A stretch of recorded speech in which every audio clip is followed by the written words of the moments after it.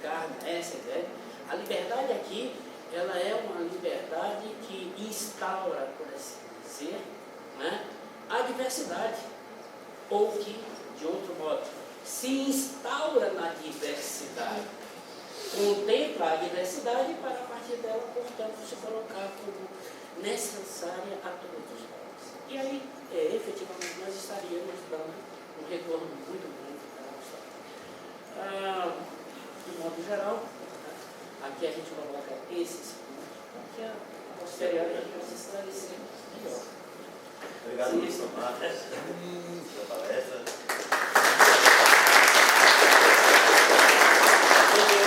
Eu me sinto muito à vontade de estar colocando o tempo, sabe? Porque eu acho que a gente poderia...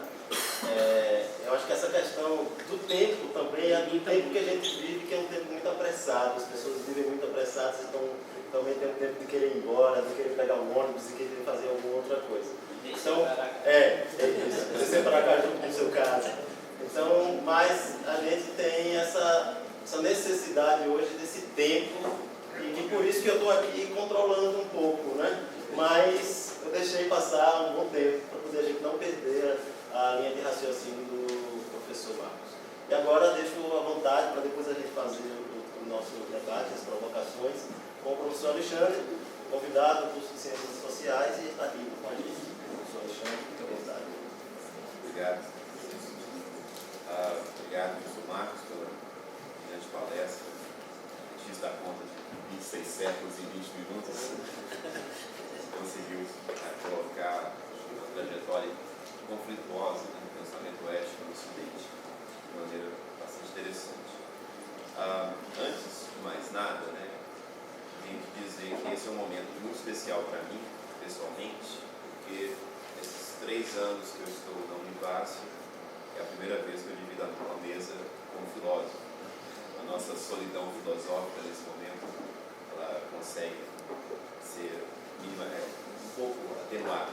Então essa aproximação é importante, o diálogo é imprescindível para a filosofia, e essas ilhas, né, devem ser, obviamente, linkadas com algum tipo de ponte. Eu estou entendendo esse nosso evento aqui como uma espécie de ponte entre 2 professores de filosofia que estão em campos diferentes, numa mesma universidade. Bom, eu tinha pensado, né, há sempre muitas possibilidades para uma discussão sobre ética e ciência. A gente tem que fazer sempre escolhas. Eu tinha 3 possibilidades hoje na minha fala, e eu vou escolher uma possibilidade de uma fala mais temática. Eu vou seguir uma trilha um pouco diferente da do professor Marcos, na medida que eu vou apresentar temas ou problemas. É claro que por detrás desses problemas você tem uma história do pensamento. Tem uma história, o professor vai identificar com uma série de filósofos, talvez eu não cite os nomes, então, construindo essas grandes questões. Então eu dividi em 3 momentos a minha fala. O primeiro momento, vou pensar a ética como cuidado de si. E aí, obviamente, eu tenho que retornar à antiguidade clássica. No segundo momento, também, se gostei muito do retorno a Aristóteles, feito pelo professor, eu vou pensar a ética teleológica como sendo a ética própria da ciência. E no terceiro momento, eu quero tentar mostrar, apontar, né, a crise da ética atual e a situação da ciência talvez não seja tão diferente assim da ética em relação à relação de crise. Então eu vou partir dessa noção de que a ética pode ser pensada como cuidado de si. Então, aproveitando o início da fala do professor Marcos, né, colocou muito bem que se existe algum ponto em comum das diversas éticas, esse ponto é exatamente aquilo que dá origem à palavra ética, que é o termo ethos. E o termo ethos, entre as suas várias situações, ele tem também a designação de caráter. Caráter, quando eu escrevo lá na língua grega com eta inicial, e costumes ou tradições, quando eu escrevo com epsilon inicial. Então eu vou me atentar um pouco nesse início que fala para o ethos pensado como caráter, como formação do indivíduo, como aquilo que é um pouco mais peculiar ao indivíduo. Nesse sentido, né, se nós entendemos que a ética envolve sempre a noção de alteridade, do envolvimento do do eu com o tu, do eu com o outro, né, de uma ética médica, por exemplo, do médico com o paciente. Num primeiro momento, a gente teria que pensar, se é uma exigência da própria ética, digamos assim, a ética como o cuidado que o indivíduo tem consigo próprio. Esse cuidado que, por exemplo, não é, ao meu ver, tematizado dentro daquilo que se chama hoje da bioética. Escassa, digamos assim, a noção de bioética.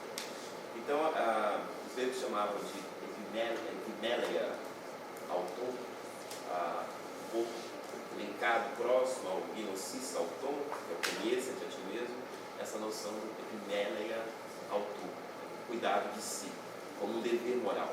Então, o primeiro, digamos assim, o primeiro fundamento, o primeiro mandamento da ética, antes mesmo do conheça de ti mesmo, seria o cuidado de si. Muito conhecidas aulas de Michel Foucault, Collège de France, 1982, ele dedicou seu semestre a essa noção de cuidado de si. E tentou mostrar que essa noção foi colocada à margem na história, foi encoberta, em certo sentido, pela centralidade que a cultura deu do princípio do conheça-te a ti mesmo. Então, essa noção de cuidado de si remete, num primeiro momento, a pensar a ética não como uma relação entre eu e o outro, mas de uma espécie de dever de se tornar melhor do que se é. A ética pensada como uma possibilidade de aperfeiçoamento das faculdades do homem.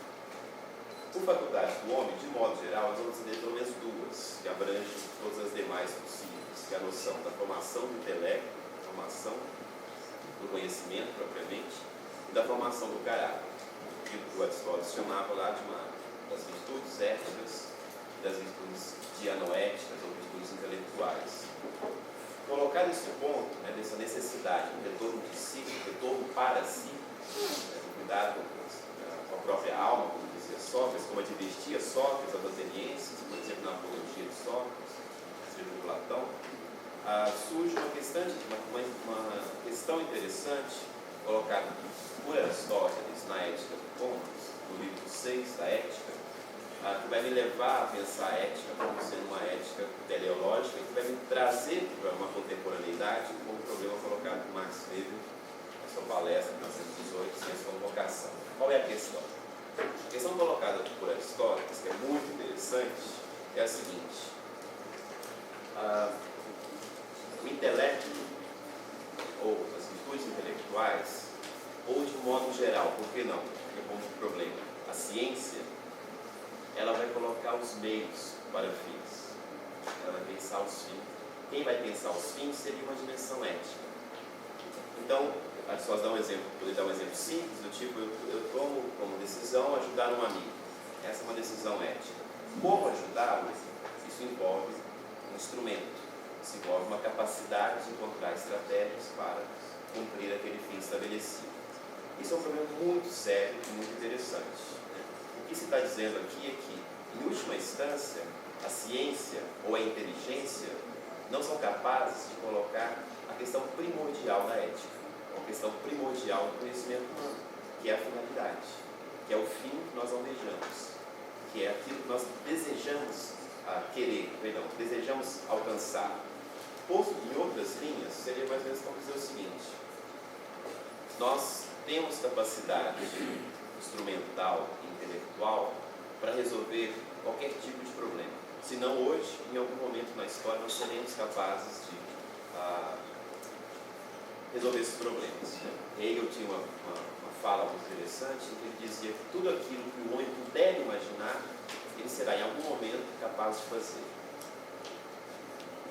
Isso remete à possibilidade quase que infinita da nossa inteligência resolver problemas.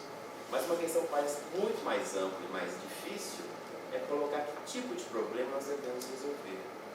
Então, se nós pegamos questões da ordem prática da vida cotidiana, nós seríamos capazes de resolvê-las, essas questões, se nós desejássemos resolvê-las. Como, por exemplo, a questão do saneamento básico. Se nós temos hoje um avanço no domínio digital do mundo, temos um domínio tecnológico do mundo, nós o temos porque nós colocamos certos fins que permitiram esse desenvolvimento. Isso me leva a um segundo ponto, que é um ponto importante. Os dois vão voltar na terceira questão depois, da crise, que é pensar que tipo de ética seria desejável para nós propormos da ciência. Mas essa não é uma questão que pode ser colocada dessa forma. A primeira questão ainda anterior é: devemos colocar uma ética para a ciência? Devemos colocar um limite para a ciência? Hoje, nos dias mais atuais, devemos colocar algum tipo de limite no domínio biotécnico que nós temos da natureza? É desejável colocar limites? Ou devemos, como se pensou em um certo momento do século XIX, deixar a ciência se desenvolver plenamente, sem nenhuma questão ética posta? Essa questão não pode ser fechada. Essa questão remete sempre ao aspecto mais interessante, e talvez que colocado pelo professor Marcos, no início da fala dele, nós somos incapazes de dar definições ou uma definição definitiva sobre o que é a ética.